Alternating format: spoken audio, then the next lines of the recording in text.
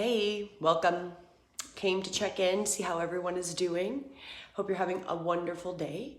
It's coming to the end of the day, so it's getting dark. The loveliness of our winter in North America. Today I wanted to come up with a, just stutter a little bit. Today I wanted to focus on the idea that comfort is bad for us. Comfort stops us from doing things. Comfort is probably our worst enemy. And this is a very true statement because when we're comfortable, we don't do the things that are necessary for us to go forward, for us to get out of a situation. So we can be comfortable in bad situations. So this is also something that comes up with that, is that if we're comfortable, we know what it's like. It may not be great, but we accept that this is what we should get in our lives and accept it, and we become comfortable in that little box. We're not motivated to push ourselves outside of that comfort zone. Now, being uncomfortable is super important. We'll break it down to just a physiological idea of it with your body. Being uncomfortable, being too hot, too cold, not obviously to those extents where you're gonna die by dehydration or, freezing to death, but having those extremes, even for, like 5 minutes or, whatever amount of time, a short period of time, that causes your body that discomfort, challenges your body. So challenging your body helps your body stay healthy, because your body needs to have these challenges done to it. Too hot, too cold, grounding. They talk a lot about grounding. We need to connect with the earth. And of course, we're in North America, and if you're where I am and you get snow, those can be your excuses. It's too cold. Well, that discomfort to go through that grounding process is worth it. So our comfort stops us from doing things we're supposed to do because it's not comfortable. That's all we're seeking is comfort, comfort, comfort. And I get that. Being a Cancer, I really want the home life and the comfort, and I completely understand that. However, comfort doesn't serve us. It doesn't serve us in the way that discomfort does. And I can compare that to what my life has been like over the last 3 years. I was a little uncomfortable prior because I knew a lot of things and didn't like how a lot of things were, but it was comfortable. I knew how that worked, and I still had the perceived reality that I had freedom. Then we went through, fast forward, these last 3 years. And the discomfort I had during these last 3 years has motivated me to things that I would never have believed I would want to do, talk about, and go forward with. Things that were out of my realm of ever being realistic or being something that I'd ever want to do. But because I've been in so much discomfort over these last 3 years, which were extremely difficult for me, and for my family especially, because for these last 3 years, we did not comply. I did not take, and nobody in my family took, any medical procedures, and we were treated like second-class citizens. Where we live, we were not allowed to travel even by plane, or bus across our country. And I can compare it to an open-air prison, and it was very surreal. It was very surreal that people were fine with providing documentation to go into restaurants and into movies that I was somehow not allowed to be in because I didn't have the right paperwork, and it really mirrored times of Germany in the 1930s. And anybody who denies that was not seeing the reality that was coming in. So it was it was very discomforting for me to experience that. And that has motivated me into a whole different reality and a whole different perspective of life. Because if I would have been comfortable these last 3 years, I wouldn't be where I am now, having these different beliefs, these different attitudes towards things that I had before. So it being uncomfortable, out of the whole the positiveness of what has happened and what is continuing to happen, is it is forcing people at different stages to come to a very uncomfortable reality. And then when you become to that uncomfortable reality, it forces you to do things differently.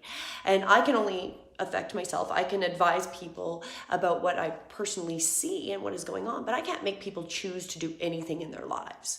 So I've realized that all I can do from the discomfort I experienced, the open air prison that I lived in, I really have only had the freedom to travel beyond my borders since May of this year. It hasn't even been a year.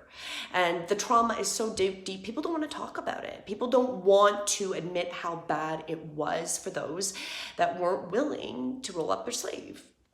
And, it was bad. It was really bad for those of us that did do it. And I struggled even finding people that I could resonate with, and groups of people that, by the time the convoy came, I was so hurt and betrayed by this country I lived in. I was glad it happened, and I'm glad it happened here. However, it's not enough. The tyranny hasn't stopped. So the reality is this discomfort is pushing people to make choices, and different choices than you maybe you've wanted to, maybe it's going to push you to that choice you've wanted to do, or maybe just going into the idea and expanding that there's more options that you can go into because of this discomfort. So as we go forward, I'm sure there's going to just be more and more discomfort in our reality. This is gonna happen. We have to be awaken, and shaken.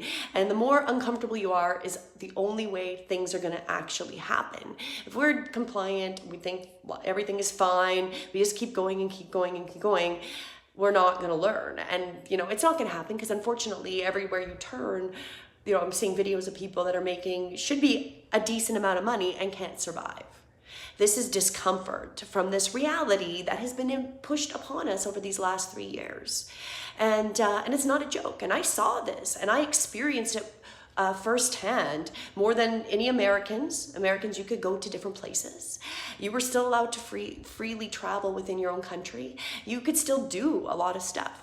There's very few of us in Canada, because Canada, our population is still less than the whole population of California. So we're spread out, which makes it so easy to be manipulated and taken over when you're not close. And even if you do live in the city, there's a lot of fear that was pushed and a lot of groupthink. And that was a very traumatic experience to go through. But it has pushed me through such uncomfort that I will not go through that again. I cannot be part of this again, any of this fear and any of that, and I do not participate in it, and I will not participate in it. The discomfort pushed me to that. So there's the concept and something to contemplate in, that comfort is not good for us. Comfort makes us avoid seeing what is really around us, what is happening. Oh, well, it's not happening to me. It's not really real. We see it happening to other people or other parts of the country, but just that internal denial that it exists, and that you're still comfortable. You're so comfortable with maybe even the devil that because this discomfort and it's normal. And, even if there is this golden gate on the other end and this golden life, the fear of the discomfort in the meantime is what stops people. So we have to really start to adjust to the discomfort as a motivating factor for us to do things differently in our lives, because we are clearly coming to a time where everything is going to have to be done differently. All those supports that you relied on will not be there for you. You're not going to have them. You can see this with the education system. Depending on where you are in the States, it may be very different. But right now we have a lot of push on the sexual orientation of students very early on, and that kids have to identify, and it's weird. It doesn't really make sense. And I'm part of this. I get an email from the Alberta, a parents union, and the idea with this group is it goes back to the provincial government and discuss essentially what the kids are learning, and then the parents have a say on what is going on in the provincial versus states in America, provincial classes. One thing that came up, because they had a bunch of discussions about this, and came up consistently, was people asking about the sexual orientation stuff, and them having to come back and clarify that that's not actually part of the curriculum. It's not. So there's no input you can take into that. So if you want to avoid your child from being exposed to that, essentially what that's really saying is your child can't go to that system if you don't want the female, the female male, your child to be exposed to that. Your only way is doing alternative education. We're going to find this also with the healthcare. We don't have enough doctors. We've had many pass away, and very recently, and they don't talk about why that's happened. It's the discussed conversations, right? You can clearly see where it's pointing to, unless you decide you want to stick your head into the sand, but it's going to be the thing that I didn't roll up my sleeve for. That's killed many of them. And there's just not enough, and people don't want to go back. They lost their jobs. They had uncomfortable situations, and many people had to make a choice from, was having a job or not having a job. And that, obviously, having a job that I think a lot of people still struggled through and consented to. Many got fired even though they did what they were supposed to. You know, coming back to this, weighing our pros and cons, and where we're going to be bullied. And that's authenticity, that's discomfort, and the discomfort should make you want to feel that internal willpower to fight back. But that's not really what the norm is, right? So as I kind of went off on a tangent, the reality is discomfort motivates you. So if we're resisting things, trying to keep ourselves in this comfort zone, we're probably going to struggle more through this than accepting this discomfort as a motivation to go and do things that we know we should do, or just have to connect to that soul, your spirit, to know what to do. Because you know what to do. The only way you don't is if you're not connected to your source and to the consciousness and the divine law of how things should work. So there's something to contemplate. Discomfort motivates you. And it's not, even when it's difficult, and you know, I'm not gonna lie, during the 3 years that I've been locked here in Canada and not allowed to freely travel, was extremely discomforting and depressing, extremely depressing, that a place that I had respect for, called my home, no longer resonates as my home, and I don't have any respect for. I was held hostage, and they'll do it again without thinking, without a second notice. People consented to being okay with needing to show documents to go into a restaurant. That's very disturbing.